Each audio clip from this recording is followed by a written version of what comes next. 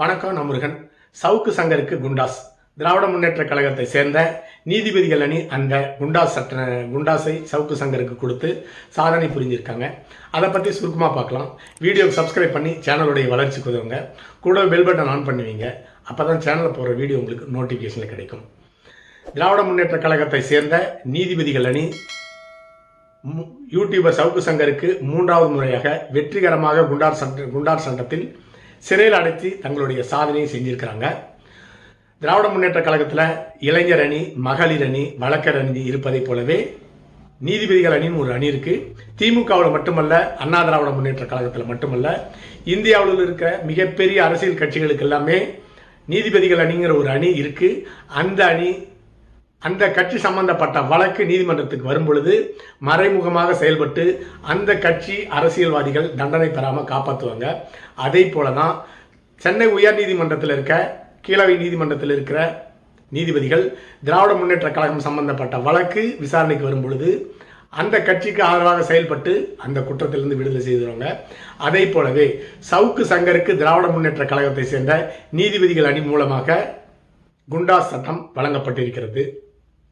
கொலை, கொள்ளை, கற்பழிப்பு, ஆள் கடத்தல், நிலாவரிப்பு இப்படி அனைத்து குற்றங்களை செய்த திராவிட முன்னேற்ற கழகத்தினுடைய சேர்ந்த குற்றவாளிகளுக்கு அவர் சம்பந்தப்பட்ட வழக்கு நீதிமன்றங்களுக்கு வரும் பொழுது எவ்வளவு பெரிய குற்றங்கள் செஞ்சிருந்தாலும், எத்தனை கொலை செஞ்சிருந்தாலும் அந்த வழக்கு சம்பந்தமான அந்த குற்றவாளிகளுக்கு விரைவாக ஜாமீன் கிடைச்சிரும்.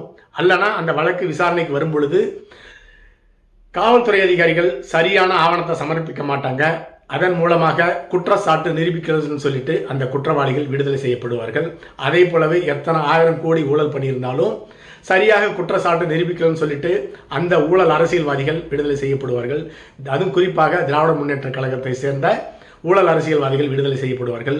அதற்காகவே திராவிட முன்னேற்ற கழகத்தை சேர்ந்த நீதிபதிகள் அணி உயர் நீதிமன்றத்திலும் உச்ச நீதிமன்றத்திலும் செயல்பட்டு கொண்டிருக்கிறது. அந்த அடிப்படையில் தான் சவுக்கு சங்கருக்கு தற்பொழுது திமுக ஆதரவு நீதிபதிகள் மூலமாக சவுக்கு சங்கருக்கு குண்டாஸ் வழங்கப்பட்டிருக்கிறது. அதற்கு 1-2 உதாரணத்தை பார்க்கலாம். அமைச்சர் பொன்முடி அவர்களுடைய ஊழல் வழக்கு விழுப்புரம் மாவட்டத்திலிருந்து வேலூர் மாவட்டத்துக்கு மாற்றப்பட்ட 48 மணி நேரத்துக்குள்ளாக ஒரு நீதிபதி ரிட்டையர் பெறப்போகிறார். அந்த ஓய்வு பெறும் நிலையில் உள்ள அந்த நீதிபதிக்கு அந்த வழக்கு மாற்றப்பட்டது. 48 மணி நேரத்துக்குள்ளார ஆயிரக்கணக்கான ஊழல் சம்பந்தப்பட்ட குற்றப்பத்திரிகையை படித்து நூற்றுக்கணக்கான அந்த வழக்கு சம்பந்தமான சாட்சிகளை விசாரித்து 48 மணி நேரத்துக்குள்ளார பொன்முடி வழக்கில் எந்த சிறு தவறும் நடக்கல அப்படின்னு சொல்லி நிரபராதின்னு சொல்லிட்டு விடுதலை செய்து விட்டார். அப்படி என்றால் அந்த நீதிபதிக்கு எவ்வளவு லஞ்சமாக பணம் வழங்கப்பட்டிருக்கும் நீங்களே யோகம் பண்ணிக்கோங்க. அது சம்பந்தமாக பரபரப்பாக பேசப்பட்டது. ஆனால் நீதிபதியை எடுத்து யாரும் பேச மாட்டாங்க, பேசக்கூடாது. அப்படி பேசினா அது தேச துரோக வழக்கு. பாகிஸ்தான் தீவிரவாதத்துக்கு சமம். இந்தியாவில் நீதிபதிகளினுடைய ஊழலை பற்றியோ குற்றங்களையோ பேசினா பாகிஸ்தானுடைய தீவிரவாதிகளுக்கு சமமாக கருதப்படுவார்கள் இந்தியாவர்கள். இந்தியாவில் அடுத்ததாக இதில் திமுக, அதிமுக, பிஜேபி வித்தியாசமே கிடையாதுங்க. ஜெயலலிதாவுக்கும் இப்படிப்பட்ட அமைப்புகள் நீதிமன்றத்தில் இருக்குது. அதே போலவே ஜெயலலிதாவுடைய டிரான்ஸ் ஊழல் வழக்கில் சென்னை உயர் நீதிமன்றம் ஒரு அற்புதமான தீர்ப்பு வழங்கியிருந்தாங்க. மனசாட்சியோடு நடந்துக்கோங்க. எப்படி 75 கோடி ரூபாய் ஊழல் பண்ண ஜெயலலிதா மனசாட்சியோடு நடந்துக்கோங்கன்னு சொல்லிட்டு உயர் நீதிமன்றம் தீர்ப்பு வழங்கியிருந்தாங்க. அவங்க மனசாட்சி இருந்தால் எதுக்குங்க ஊழல் பண்ணுறாங்க? நீங்கள் எதுக்குங்க இப்படிப்பட்ட ஒரு தீர்ப்பு வழங்குறீங்க? மொத்தத்தில் நீதிமன்றத்தை இழுத்து மூடிட்டு அரசியல்வாதிகளை சுதந்திரமாக ஊழல் பண்ண விடுங்க. அதுதான் மிக சரியாக இருக்கும். அடுத்ததாக திராவிட முன்னேற்ற கழகத்தை சேர்ந்த 5 அமைச்சர்கள் மேலே ஊழல் வழக்கு பதிவு செய்யப்பட்டது.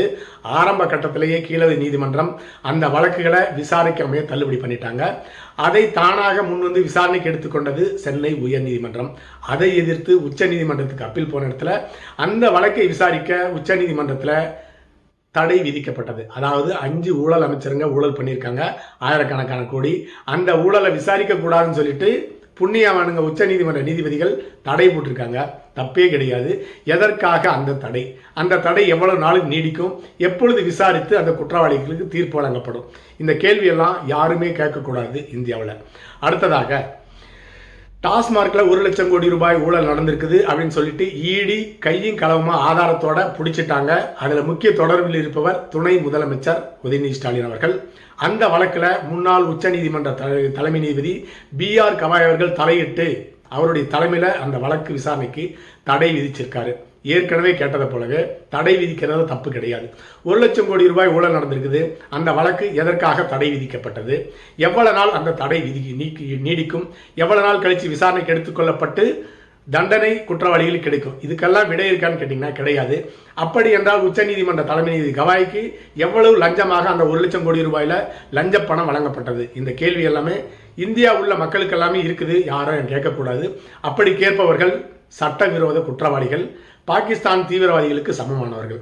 அடுத்ததில் 2G வழக்கில் 1.25 லட்சம் கோடி ஊழல் வழக்கில் மேல்முறையீடுக்கு போன இடத்துல தினந்தோறும் இந்த வழக்கை விசாரித்து தீர்ப்பு சொல்லிட்டு உச்சநீதிமன்றம் ஆணையிட்டும் இன்னும் ஒரு நாள் கூட விசாரிக்கப்படவில்லை. கிணத்துல போட்ட கிடப்பா எடுத்திருக்கிறது. அடுத்ததாக 6000 கோடி ரூபாய் மணல் கடத்தல் துரைமுருகன் வழக்கு, அதுவும் விசாரிக்கப்படவில்லை. அடுத்ததாக செந்தில் பாலாஜி ஊழல் பண்ணி 15 வருஷம் ஆச்சு. அமைச்சர் பதவியிலிருந்து நீக்கிறது மட்டும்தான் நீதிபதிகளுடைய தகுதியாக இருக்கு. அதுக்கு மேல அவர்களுக்கு எந்த விதமான தகுதியும் கிடையாது. அந்த அளவுக்கு மோசமான நிலைமையில தான் உச்ச நீதிமன்றம் செயல்பட்டு கொண்டிருக்கிறது. ஏன்னா அவருடைய மந்திரி பதவி மட்டும் நீங்க கேட்கக்கூடாது, நீங்க எம்எல்ஏ வேணா இருந்துக்கலாம்னு சொல்லியிருக்காங்க. ஆனால் தண்டனை எப்பொழுதுமே கிடையாது. இன்னும் ஒரு உதாரணம் சொல்லுன்னு கேட்டீங்கன்னா, அடுத்ததாக சவுக்கு சங்கர் குண்டாஸ் முதல்ல எதுக்கு போடுன்னு சொல்லிட்டு மிக தெளிவான ஒரு விளக்கத்தை உச்சநீதிமன்றம் கொடுத்திருக்காங்க. தொடர்ந்து பொதுமக்களுக்கு ஆபத்தை உண்டாக்குகின்ற, தொந்தரவை உண்டாக்குகின்ற நபர்களுக்கு மட்டும்தான் குண்டாஸ் போடணும் அப்படின்னு சொல்லிட்டு உச்சநீதிமன்றம் ஒரு தெளிவான ஒரு சுற்றறிக்கை கொடுத்திருந்தாலும் சவுக்கு சங்கர் மீது குண்டாஸ் போடப்பட்டிருக்கிறது. சவுக்கு சங்கர் தொடர்ந்து திராவிட முன்னேற்ற கழகத்தினுடைய தலைமை குடும்பத்தினுடைய ஊழல், திராவிட முன்னேற்ற கழகத்தினுடைய அமைச்சர்களுடைய ஊழல், அந்த ஊழல்ல எந்தெந்த அதிகாரிகளுக்கெல்லாம் தொடர்பாக இருக்கு அப்படின்னு சொல்லிட்டு மிக தெளிவாக பட்டியல் போட்டு டெய்லி வீடியோ போட்டுக்கிட்டே இருந்தாரு. அது தொடர்ந்து திராவிட முன்னேற்ற கழகத்தினுடைய ஊழலுக்கு இடையூறாக இருந்ததுனால அவர் மீது 3வது முறையாக குண்டாஸ் போடப்பட்டிருக்கிறது. இப்ப தெரியுதுங்களா குண்டாஸ் எதுக்காக போடப்படுகிறது என்று? பொதுமக்களுக்கு தொந்தரவு கொடுத்தா இல்ல, அரசியல்வாதிகளுடைய ஊழலுக்கு தொந்தரவு கொடுத்தாதான் குண்டாஸ். அடுத்ததாக இப்படிப்பட்ட திராவிட முன்னேற்ற கழகத்தினுடைய ஊழல் பணம் எல்லாமே இந்த திராவிட முன்னேற்ற கழகத்துக்கு ஆதரவாக தீர்ப்பு சொல்லும் நீதிபதிகளுக்கு லஞ்சமாக பணமாக கொடுக்கப்படுகிறது. அது மறைமுகமாக தான் கிடைக்கும், நேரடியாக கிடைக்காது. மறைமுகமாக கொடுக்கப்படுகிறது, அது 100% உண்மை. அதுக்கு சாட்சி இருக்கான்னு கேட்டீங்கன்னா கண்டிப்பா சாட்சி இருக்கு. சாட்சி இல்லாம நான் பேசல. உதாரணத்திற்கு முன்னாள் உச்ச நீதிமன்ற நீதிபதி மார்க்கண்டேய கட்சி அவர்கள் திராவிட முன்னேற்ற கழகம் சம்பந்தப்பட்ட ஊழல் வழக்கு எந்த வழக்கு உச்ச நீதிமன்றத்துக்கு வந்தாலும் ஒரே ஒரு நீதிபதி அமர்வு முன்னுதான் அந்த வழக்கு விசாரணைக்கு எடுத்துக்கொள்ளப்பட்டு திமுகவுக்கு ஆதரவாக தீர்ப்பு வழங்கப்படும் சொல்லிட்டு ஒரு குற்றச்சாட்டை வெளிப்படையாகவே கூறியிருந்தார். அது ஒன்று போதும். திமுகவுக்கு ஆதரவாக திராவிட முன்னேற்ற கழகத்தினுடைய நீதிபதிகள் அணி உயர் நீதிமன்றத்திலையும் செயல்படுங்கிறதுக்கு அந்த ஒரு சாட்சி போதும். அடுத்ததாக இப்படிப்பட்ட ஊழல் நீதிபதிகள் ரிட்டையர் ஆன பின்னாடியும் திராவிட முன்னேற்ற கழகம் அமைக்கின்ற ஒரு விசாரணை கமிஷனுக்கு 2 வருஷம் 3 வருஷம் அந்த விசாரணை கமிஷனுடைய தலைவராக நீதிபதியாக இருப்பார். அப்படியும் சம்பளமாக லட்சக்கணக்கான ரூபாய் சம்பாதிச்சுட்டு சொகுசு வாழ்க்கை, அதாவது நீதிபதிகளாக இருக்கிறப்பையும் சொகுசு வாழ்க்கை, ஓய்வு பெற்ற பிறகும் திராவிட முன்னேற்ற கழகத்துக்கு ஆதரவளித்ததன் காரணமாக சொகுசு வாழ்க்கை மற்றும் பணம் கிடைக்குது. அதை போலவே இன்னொரு உதாரணம், மிகப்பெரிய உதாரணம். கடந்த திராவிட முன்னேற்ற கழகத்தினுடைய ஆட்சியில சாதாரண மக்களுடைய பொது மக்களுடைய சொத்துக்கெல்லாம் அடித்து பிடுங்கப்பட்டன. அப்படி அடுத்து வந்த அண்ணா திராவிட முன்னேற்ற கழகத்தினுடைய ஆட்சியில திமுகவினுடைய ஆட்சியில் நடைபெற்ற நில அபகரிப்பு வழக்கு 10,000 வழக்குகள் சென்னை உயர் நீதிமன்றத்தில் பதிவு செய்யப்பட்டது. அப்படி பதிவு செய்யப்பட்ட வழக்குல ஒரே ஒரு சென்னை உயர் நீதிமன்ற நீதிபதி 10,000 வழக்கையும் விசாரிச்சு அனைத்தையும் போலியானவன்னு சொல்லிட்டு தள்ளுபடி பண்ணிட்டாரு. அந்த வழக்கு அப்பீலுக்கு போன இடத்துல உச்ச நீதிமன்றத்தில் 15 வருஷமா தூங்கிட்டு இருக்கு. அந்த 10,000 பதிவு செய்யப்பட்ட வழக்குகள் 10,000, பதிவு செய்யப்படாத வழக்குகள் 15,000க்கு மேல இருக்கும். அப்படி தங்களுடைய சொந்த உழைப்புல சம்பாதிச்ச நிலத்தை இருந்த ஒரு 25,000 பேர் 15 வருஷமா நடுத்தெருவில் நின்றுட்டு இருக்காங்க. ஆனா நீதிபதிகள் இப்படிப்பட்ட ஒரு சாதாரண ஒரே வரியில தீர்ப்பு சொல்லிட்டு சுகமாக ஊழல் பணத்துடன் உல்லாசமாக சுற்றி கொண்டிருக்கிறார் அப்படிங்கிறது தான் உண்மை. அடுத்ததாக கடந்த திராவிட முன்னேற்ற கழகத்தின் ஆட்சியில் 2021 முறை 26 வரை லட்சக்கணக்கான கோடி ஊழல் நடைபெற்றது. அதுல ஒன்று தான் திராவிட முன்னேற்ற கழகத்தை சேர்ந்த சாதிக் பாட்சா அப்படிங்கிறவர் மெத்து கடத்தி 2000 கோடி ரூபாய்க்கு மேல சட்டவிரோத செயலில் ஈடுபட்டிருந்தாரு. அவர் திராவிட முன்னேற்ற கழகத்தினுடைய தலைமை குடும்பத்துடன் தொடர்பில் இருந்தார். முக்கிய பொறுப்பு அவருக்கு வழங்கப்பட்டது. அயலக அணி தலைவராக பதவி வழங்கப்பட்டிருந்தது.